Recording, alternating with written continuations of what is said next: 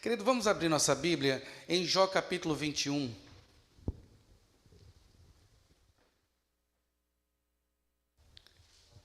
Jó, Marcos. Obrigado. Vamos abrir aqui em Jó capítulo 21.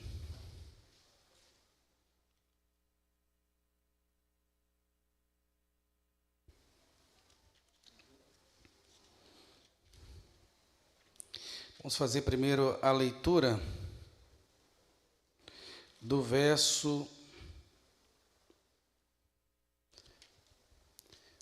7 até o verso 19, que diz assim: Como é, pois, que vivem os perversos, envelhecem e ainda se tornam mais poderosos? Seus filhos estabelecem na sua presença, e os seus descendentes ante seus olhos. As suas casas têm paz, sem temor, e a vara de Deus não os fustiga. O seu touro gera e não falha, suas novilhas têm a cria e não abortam.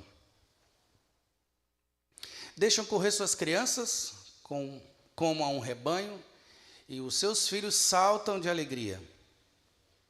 Cantam com tamborim e harpa e alegram-se ao som da flauta. Passam eles os seus dias em prosperidade, em paz, descem à sepultura.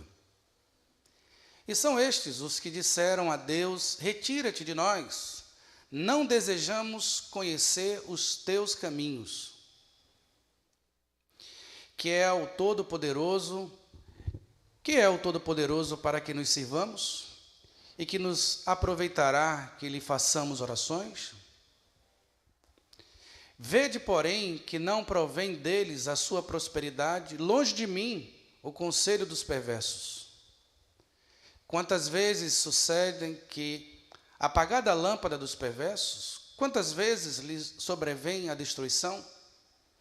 Quantas vezes Deus, na sua ira, lhes reparte dores? Quantas vezes, como a palha diante do vento, e como a praganada arrebatada pelo remoinho? Deus, dizei vós, guarda a iniquidade dos perversos para seus filhos, mas é a ele que deveria Deus dar o pago para que o sinta. Baixe sua cabeça, vamos orar. Senhor, nosso Deus e eterno Pai, muito obrigado pela tua fidelidade em nosso meio. Fala conosco, apesar de nós. Prepara o nosso coração, prepara a nossa alma. Ó Pai, cuida de nós. Sabemos que o Senhor é bom, a sua fidelidade dura para sempre. Nos ajuda, Pai, a compreender o que o Senhor quer de nós.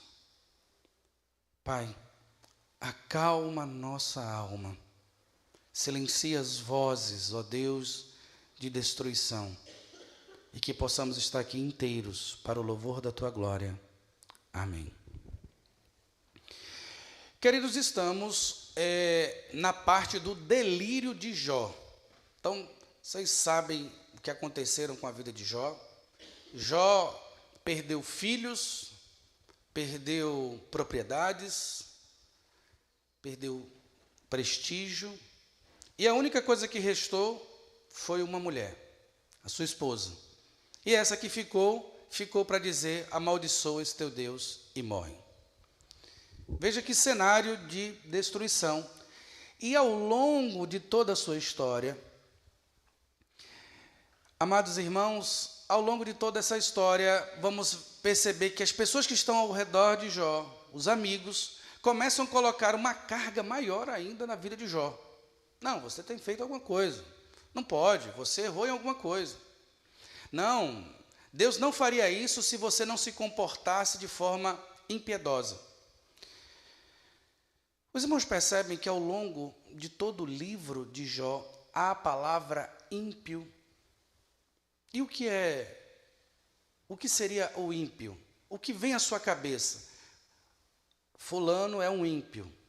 E aí eu gostaria da participação de vocês. O que vem à sua cabeça quando fala que alguém é ímpio? Pecador? Uma pessoa ruim? Não tem Deus no coração. Agora vamos trazer uma imagem. Tragam para mim uma imagem de um ímpio. O que é quando você vê um ímpio? O ímpio estaria fazendo o quê hoje de manhã? Dormindo. Irmãos, você que está aí acordou tarde, viu? Mas olha, isso é uma imagem que vem na cabeça, tá? Não tem nada a ver com você. Mas uma imagem que vem na sua cabeça?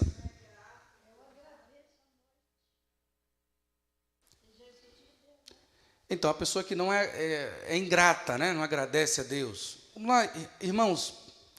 Eu sei que é desafiador para o homem e a mulher do ABC. Você sabia disso? Você sabia que o homem e a mulher do grande ABC é o público de São Paulo que menos lê contos de fadas? Eu disse, mas para quê, pastor? Ele é um homem tão preparado já para a parte técnica e desde pequeno já entra dentro do Senai, do SESI, e daqui a pouco ele entra dentro de uma grande indústria, sai às 6 horas da manhã e volta às 20 horas, às 21. É um corre-corre tremendo. E se você disser assim, você já leu a história de Rapunzel? Tá de brincadeira, né, pastor? Eu tenho tempo para isso. Mas quanto mais a gente vai deixando para lá o imaginário, o conto de fadas, aquilo que diz a Escritura, você não consegue imaginar o que vem, e aí você não consegue aplicar ou a se apropriar do sentido das palavras. Então, recomendo os irmãos que puderem. Tem contos de fadas que são apenas 4 ou 5 páginas, para que você comece a desenvolver o imaginário. Então, de novo, quando vem a palavra ímpio, traga uma imagem na sua mente. Um homem fazendo o quê? A irmã Elza, só a irmã Elza está participando hoje, e olha que ela tem 87 anos. Um senhor de escravo em sua cabeça? Um homem roubando? E isso? É alguém fazendo atrocidade ou coisa ruim? Pessoa com mau pensamento. Então, vou trazer o que seria ser um homem piedoso, para que você entenda o que é um ímpio, tá? Porque quando a gente fala assim, e um homem piedoso? Vamos ver se fica mais fácil para o nosso imaginário, já que você nunca passou pela penitenciária, aí não vem muitos casos, né? Nem assistiu série como a Tremembé, só a graça. Eu não assisti isso aí não, viu, irmão? Mas vamos lá. E ser piedoso, qual a imagem que vem à sua cabeça? Não, mas uma pessoa, diga aí, irmã Elza, uma pessoa que vem na sua cabeça, fala assim, fulano é piedosa, vem quem na sua cabeça? Irmã Dulce, uma pessoa de muita paz. Ju, quem vem na sua cabeça? Fulano é piedosa, quem é que vem na sua cabeça? Não, não olhe para Eunice não, mas diga aí.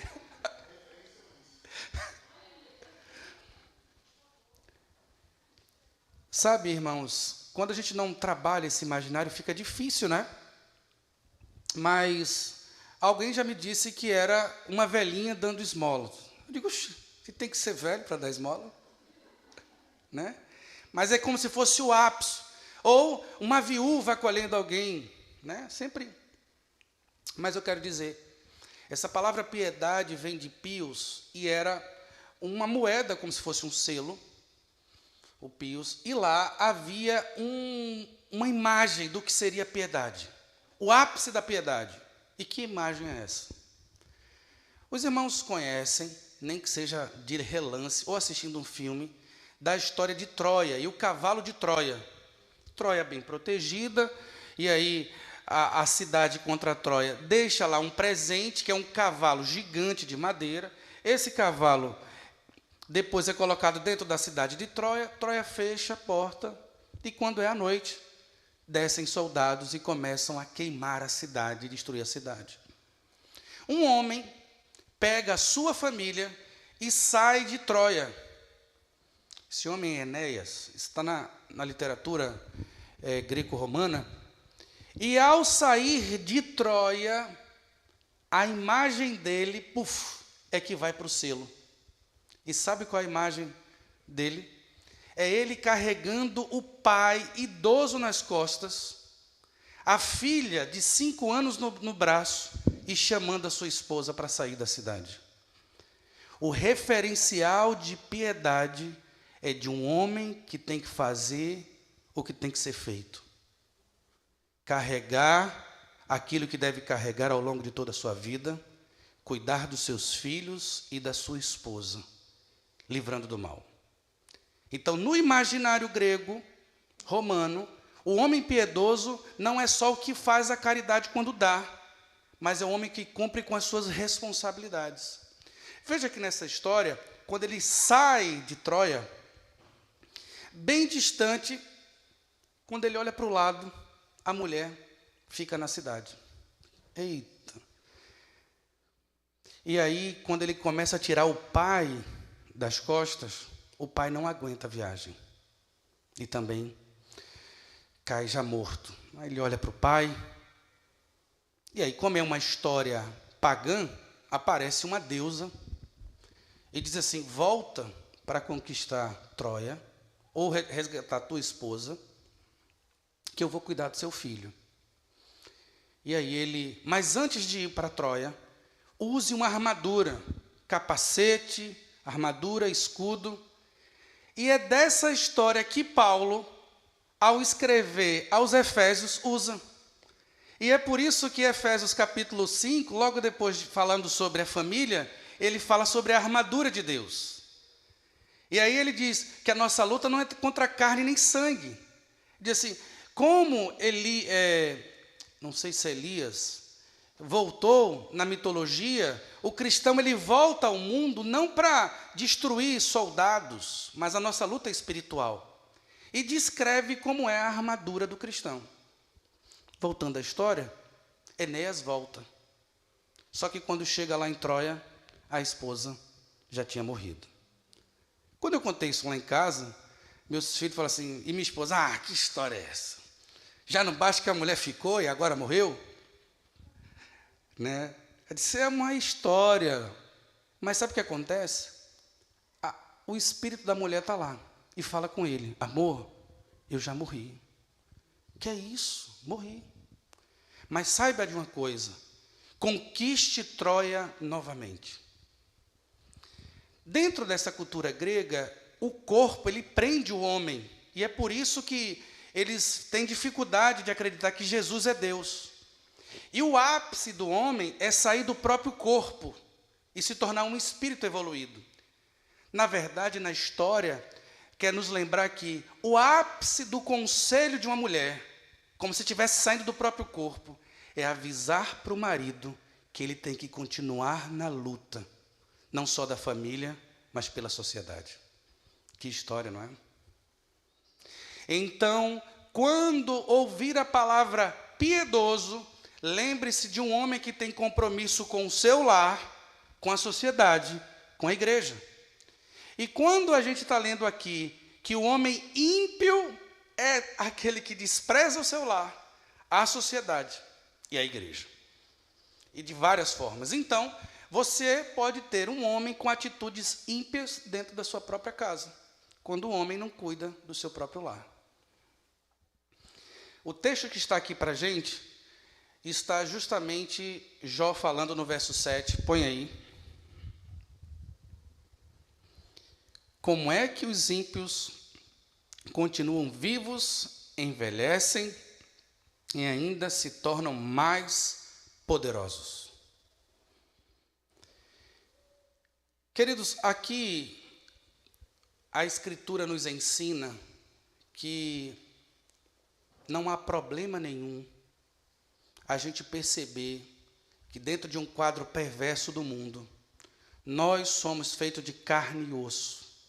E percebemos que bandido bom é bandido preso.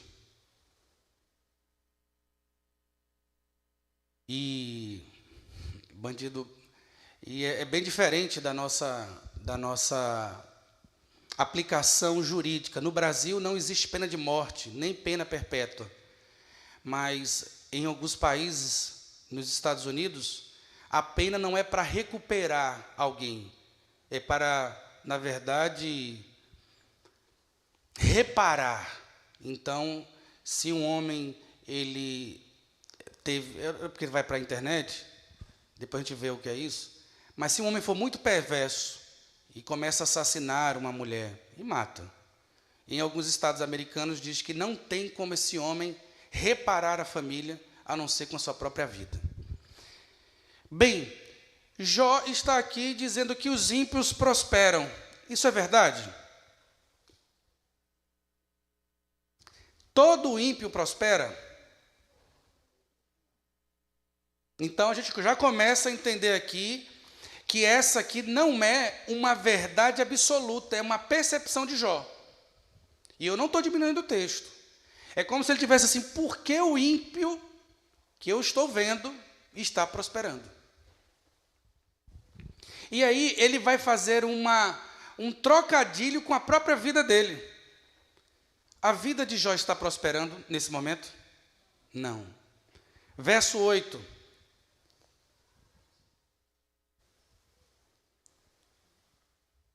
Os seus filhos se estabelecem na sua presença, e os seus descendentes ante seus olhos.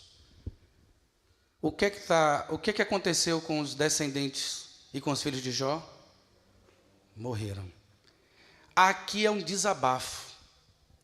Os ímpios estão prosperando e os ímpios têm filhos e eu não tenho mais. E o desabafo continua. Verso 9. As suas casas têm paz, sem temor, e a vara de Deus não os fustiga. A casa de Jó está em paz nesse momento? E ele percebe quem é que tem a vara e todo o poder para fustigar alguém? O próprio Deus. Mas isso não acontece. Queridos, aqui eu gostaria que você, quando estivesse diante de Deus, abra o seu coração. Traga a Ele toda a ansiedade, porque Ele tem cuidado de nós.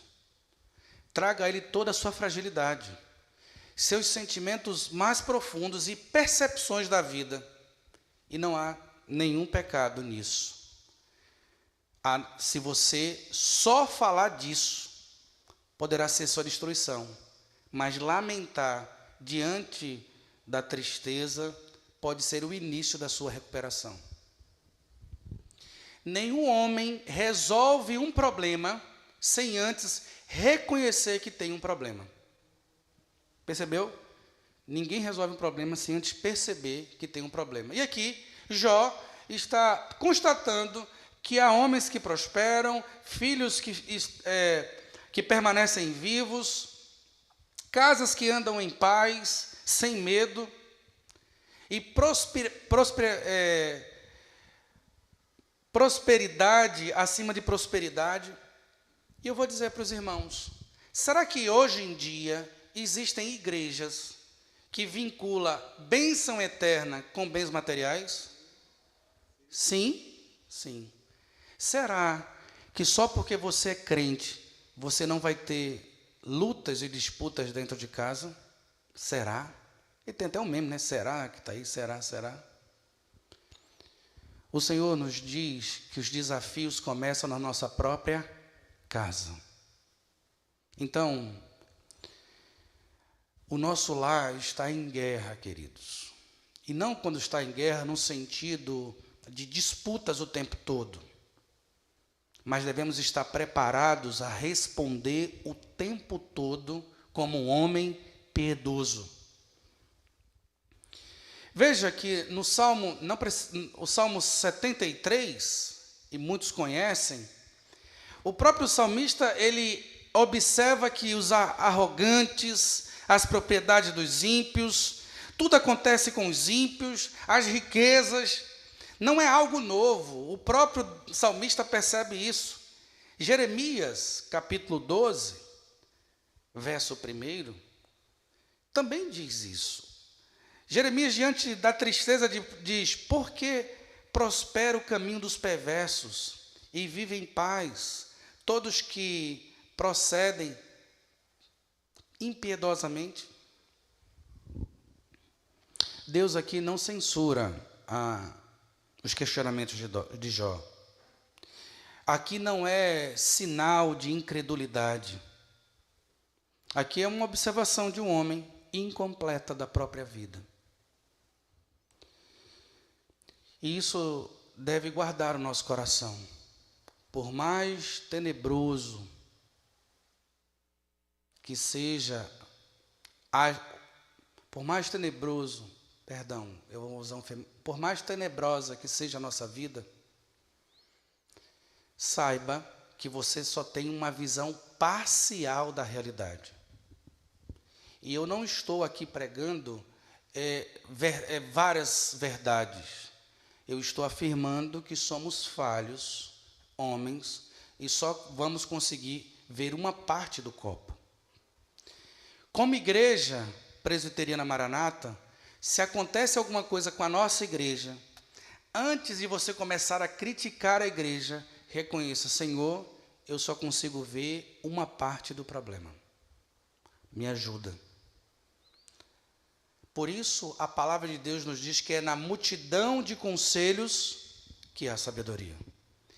Por isso, louvamos a Deus pelo conselho da nossa igreja e o conselho de todas as igrejas presbiterianas. Eles não entregam ao único homem a percepção da realidade da comunidade. Então, a nossa forma de governo não é inspirada na Câmara de Vereadores de São Bernardo. Eles é que se inspiraram em nós. Mas você percebe que até o próprio colegiado da nossa nação, a Câmara e o Senado, vive para si, enquanto deveria viver para a nação. E nós devemos procurar essa multidão de conselhos, porque se olharmos pelos nossos próprios olhos, só vamos realmente ver os nossos próprios pés e não ver que a igreja está marchando. E o que é que isso pode guardar o seu próprio coração com essa primeira verdade de ver a prosperidade dos ímpios? É compreender que temos a visão parcial de tudo e só Deus tem a clareza de tudo. Isso nos leva para o capítulo 23, porque Jó vai continuar falando das suas percepções, reclamando, dizendo que os ímpios não adoram o Senhor, dizendo que os ímpios têm um mau testemunho. E aí, no capítulo 23, do verso 1 ao verso 7, vamos encontrar respostas sobre esses questionamentos. Verso 21. 23, verso 1, perdão. Então Jó respondeu: ainda hoje a minha queixa é de um revoltado. Perdão, estou olhando aqui é a versão NAA. Ainda hoje a minha queixa é de um revoltado, apesar de a minha mão não reprimir o meu gemido. O Jó reconhece a sua rebelião. Quem dera eu soubesse, ainda hoje a minha queixa é de um revoltado, apesar... Não, então veja o verso 1. Então respondeu Jó, próximo verso 2. Ainda hoje a minha queixa é de um revoltado, apesar de a minha mão reprimir o meu gemido. Verso 3. Ah, se eu soubesse onde eu poderia achar, então me chegaria ao seu tribunal. Jó conclui essa reclamação da vida e reconhece que isso, acima de tudo, se a gente fica na reclamação, e aí são os capítulos anteriores, o capítulo 22, imagina um homem que vive constantemente dizendo, ó céu, ó vida, só o vizinho fulano é que prospera, os filhos de ciclano é que passam no vestibular, o emprego do meu sobrinho que está vivendo perversamente é que prospera, somente vocário é que consegue fechar acordos comerciais no banco, e a gente sempre fica olhando para o outro e para o outro. Eu quero dizer para você que isso vai te consumir, porque o próprio Jó percebe que isso é pura rebeldia. No primeiro momento, você vai fazer a constatação de que você é falho e que você tem uma visão parcial. Mas se você se apropriar apenas dos momentos ruins, isso vai destruir seu próprio coração.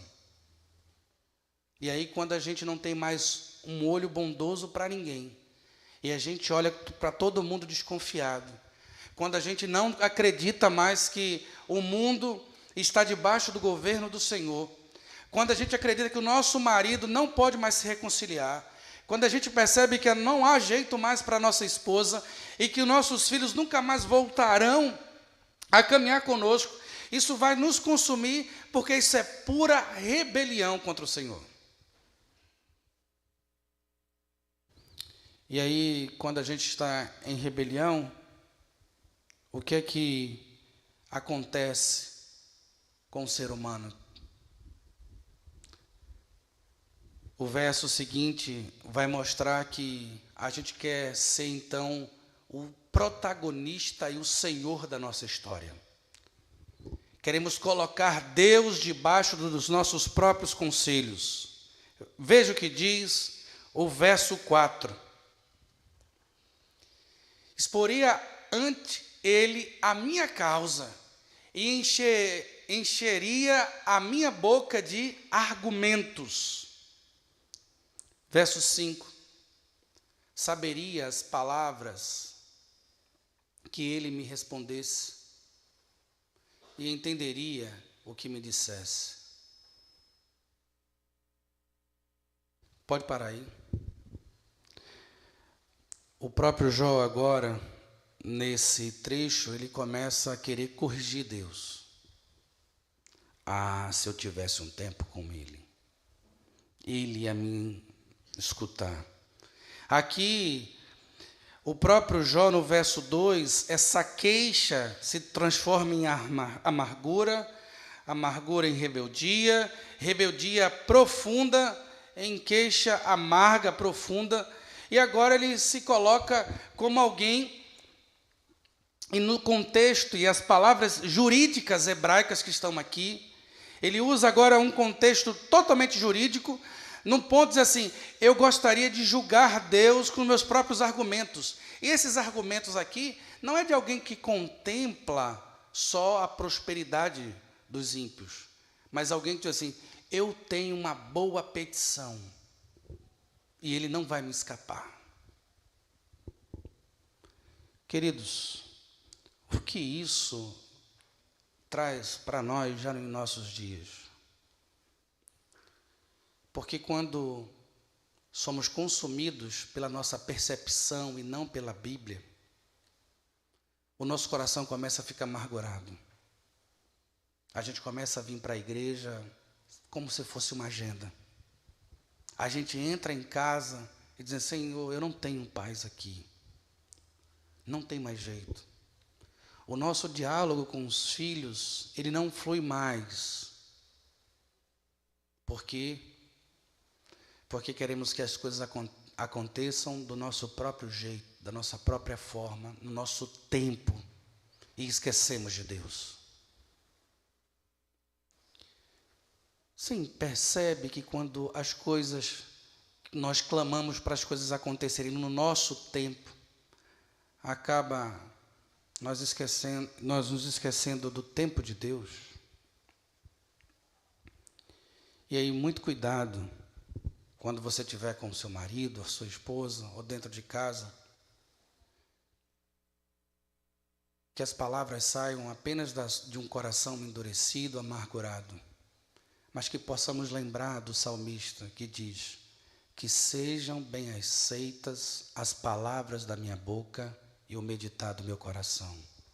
Senhor, Deus meu e Redentor meu.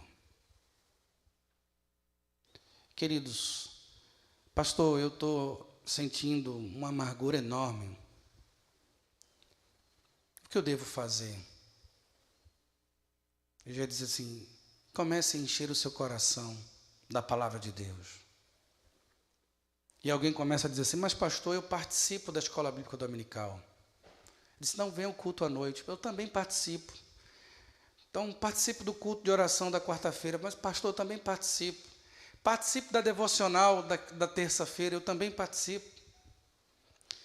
E eu tenho um testemunho abençoador de uma irmã que passou pelo vale da sombra da morte, em profunda depressão, mas que só suportou, porque todos os dias, de manhã e de noite, meditava na palavra do Senhor.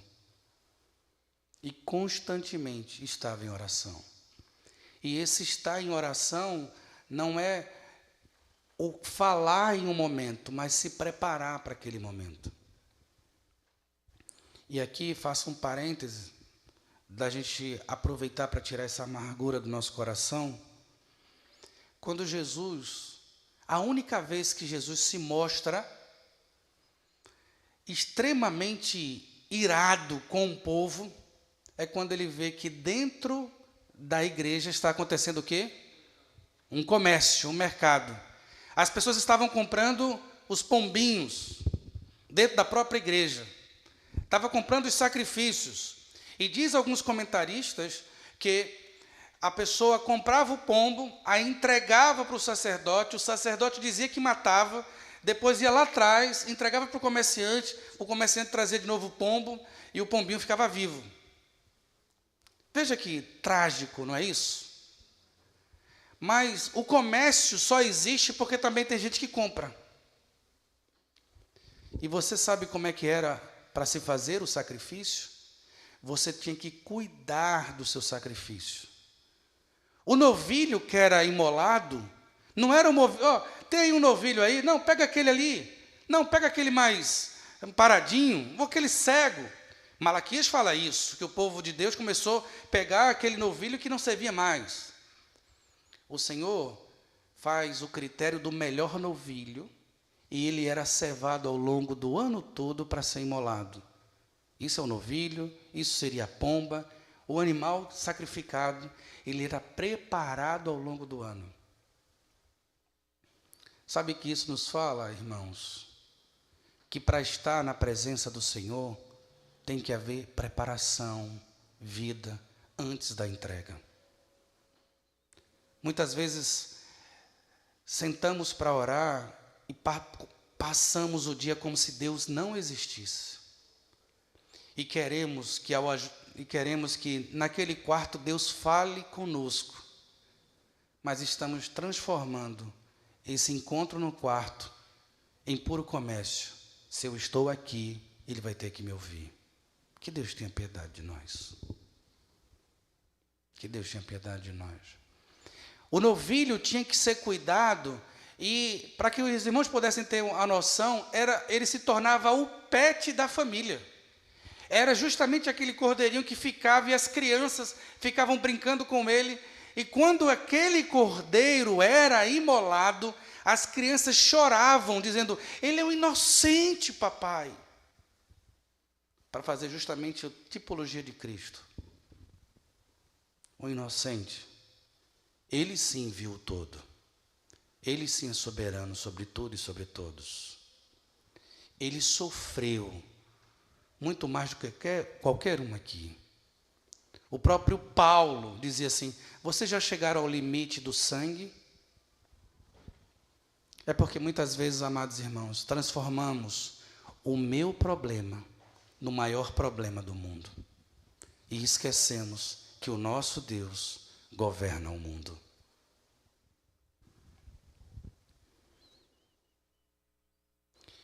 Por isso, no verso 6, ele começa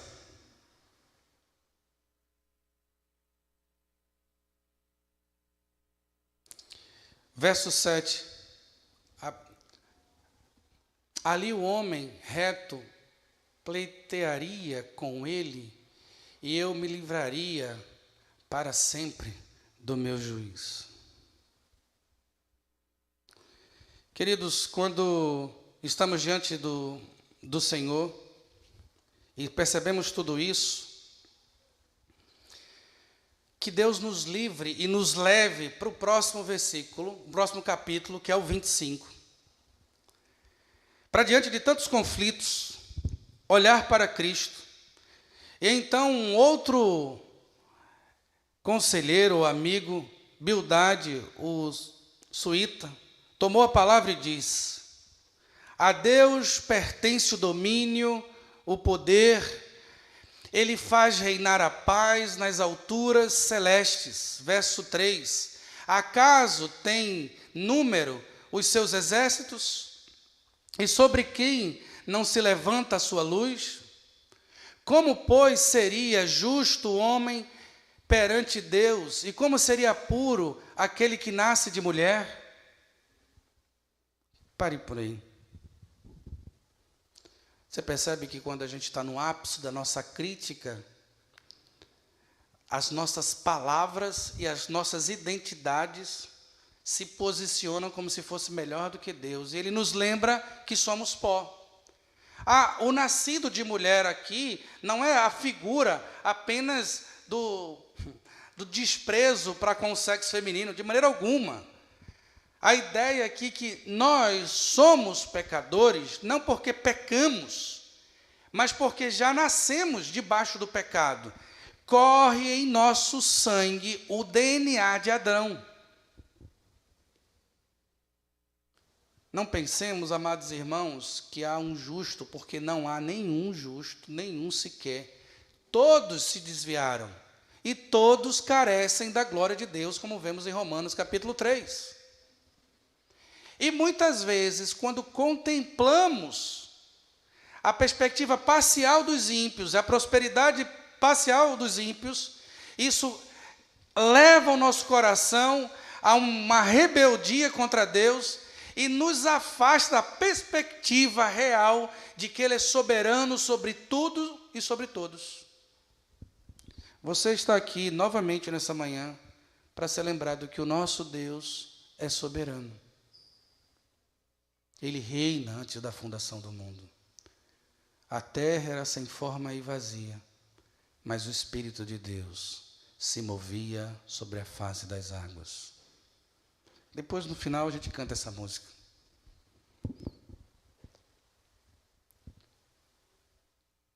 Se Ele, que apenas com sua palavra trouxe à existência tudo o que existe, quanto mais ao seu sofrimento. Aguente mais um pouco.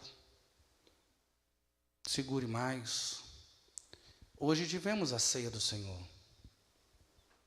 E quando lembramos da ceia, não é apenas um rito, não é apenas só um memorial.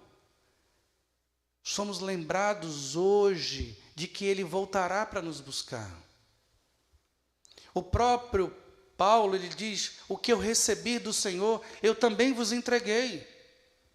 Amados irmãos, a percepção de que Ele é soberano, Ele não só define o final de todas as coisas, mas o caminho de todas as coisas. Na noite que foi traído, você percebe o que é isso? A traição, ela é maior quanto melhor, quanto mais pura for a vítima. Por isso, um crime contra um bebê, ele é muito mais perverso do que um adulto e contra um homem. A traição de Judas é contra o próprio Deus, que o chama amigo com um beijo. Mas é mesmo nesse contexto de traição e de rebeldia, o que eu recebi do Senhor, eu também vos entreguei. Porque o Senhor, na noite que foi traído, tomou o pão, deu graças, partiu e disse: esse é meu corpo, partido por vós. Alguém que passou o sofrimento que você não passou, porque você não suportaria, mas Ele suportou por você. A maior dor que você poderia experimentar, Cristo já experimentou. Por isso, aguente firme. Se está doendo, Ele sabe do seu limite. Continue orando. Veja que Ele parte porque Ele foi moído pelas nossas transgressões e iniquidades. O castigo que nos traz a paz estava sobre Ele, e pelas suas pisaduras fomos sarados. E da mesma forma que Ele dá o pão, Ele mostra, queridos, esse sofrimento por vocês foi necessário para vocês. O nosso sustento vem também dos sofrimentos de Cristo. Você imagina o que é isso? Mas se não bastasse, alguém já diria que o pão já seria suficiente. Mas diante de tanto sofrimento, Ele também pega o cálice. E agora diz: este é o meu sangue, o sangue da nova aliança, que foi derramado em favor de muitos. Aqui não é de todos, mas pela sua igreja. O que levou Jesus Cristo a derramar aquele sangue na cruz foi por você, foi por mim, foi por nós. E isso, no primeiro momento, deveria nos entristecer, reconhecendo: não a nós, Senhor, não a nós, mas ao Teu nome toda a glória. Esse sangue que foi derramado, e aí todas as vezes que comerdes do pão e beberdes do vinho, proclamai, anunciai a morte do Senhor até que Ele venha. É por isso que examine-se, pois, o homem a si mesmo, contemple. Queridos, por mais que eu veja a prosperidade dos justos, por mais que eu veja uma família equilibrada, por mais que eu veja e queira ficar diante de Deus e contar os meus problemas e me julgar melhor do que as situações e que eu me perca em tudo nisso, lembre-se do Senhor, lembre-se que Ele é poderoso, lembre que ninguém pode contar o seu exército, lembre que Ele é a nossa luz, lembre que Ele é imortal, lembre que Ele é puro, lembre que Ele brilha, lembre que Ele é o sal da terra e a luz do mundo. Lembre-se que, agindo o Senhor, quem impedirá? Lembre-se que Ele estava no mar vermelho, abrindo, amados irmãos. Ele estava na fornalha. Ele é a nossa rocha, Ele é o nosso Deus, o socorro bem presente, Ele é o nosso marido, Ele é a nossa satisfação, Ele é poderoso, Ele é santo, Ele é provedor de todas as coisas. Ele promete todas as coisas e age, Ele entrega todas as coisas para o louvor da sua glória. Ele é o nosso Rei, o nosso Redentor, o nosso Conselheiro, o Pai da eternidade, o Deus forte, aquele que nos enche de vitalidade. Ele é a luz do mundo, quem temerei? Ele é a nossa salvação, Ele é a nossa fortaleza. Queridos, Ele é muito mais do que pedimos ou pensamos, e por mais que soframos, isso passará, porque Ele enxugará dos nossos olhos toda lágrima, e no final da Santa Ceia, amados irmãos, Ele voltará em poder e glória. Isso aqui só foi uma prévia, mas cearemos com Ele. O próprio Cordeiro estará no céu, lembrando a todos nós que foi pago, e por causa daquele sangue, eu e você habitaremos eternamente com Ele. Sabe por quê, queridos? Não há morte, não há profundidade, não há nada que possa nos separar do amor de Deus. Porque, amados irmãos, se morremos, para o Senhor morremos. Mas se vivemos, para o Senhor vivemos. E quantas vezes eu terminei esses sermões falando isso? Mas nos apeguemos, porque somos do Senhor e isso não muda. Mesmo que os nossos entes queridos, que deveriam nos amar, me leve para o fundo do poço. Ali eu clamarei ao Senhor. E como Jeremias, que olhava quando o sol entrava um pouco no poço, ele dizia: as misericórdias do Senhor é a causa de eu não ser consumido. Louvado ao teu nome. Apesar de todo o sofrimento, eu estou contigo e tu és o meu Deus. Abaixe sua cabeça e vamos orar.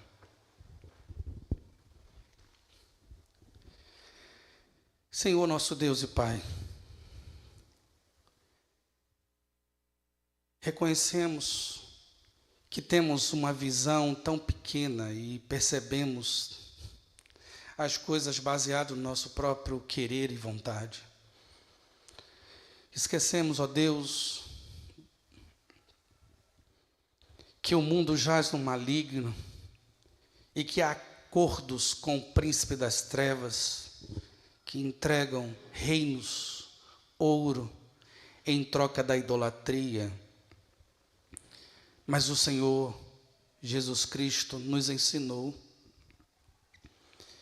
arreda-te, Satanás, pois só ao Senhor, nosso Deus, adorarás. Pai, o Senhor está acima de tudo e de todos. Não há nenhum ponto da existência que o Senhor não seja soberano. O Senhor é soberano sobre a minha casa, sobre a ausência do meu filho, ou da minha esposa, ou do meu marido. E ao longo de todos esses anos, temos contemplado o teu cuidado, ó Deus. Pai, nos perdoa porque chegamos na tua presença com fragilidade, mas supervalorizamos o sofrimento e esquecemos do sacrifício de Cristo naquela cruz. Foi por nós, Pai, que cada sangue foi derramado. E suplicamos, muito obrigado. E clamamos, tem piedade de nós, dos nossos pensamentos mais egoístas. Pai, nos ajuda a ensinar isso aos nossos filhos, que eles não vejam em nós apenas um homem e uma mulher que protege, mas um homem e uma mulher que teme ao Senhor. Os nossos filhos estão guardados em Ti, ó Deus, e suplicamos por eles. Sabemos o quanto, ó Deus, quando o inimigo atinge os nossos filhos, ficamos perplexos, muitas vezes abatidos, mas jamais destruídos. Todos os dias, ó Deus, somos entregues como ovelhas mudas ao matadouro, mas em todas essas coisas somos mais que vencedores em Cristo Jesus. Consola a viúva, ó Deus. Alegra o coração das nossas viúvas. Alegra o coração dos nossos casais. Repreende toda mentira, ó Deus, no nome de Jesus. E que esse jovem casal possa se tornar grandes avós e vejam os filhos dos teus filhos, porque temem ao Senhor. Louvado seja o teu nome. Nos leva em paz, ó Deus. Nos dá um almoço debaixo da tua graça, reconhecendo que tudo que vem à nossa mesa é por causa da tua provisão. Rogamos tudo isso em nome de Jesus Cristo, que vive e reina para todos sempre. Amém. Queridos, ide na paz de Cristo, sede fortes e corajosos no testemunho do Evangelho entre os homens. Servi ao Senhor com uma alegria, no poder do Espírito Santo. E a igreja responde, aleluia. Vamos de novo, e a igreja responde, aleluia.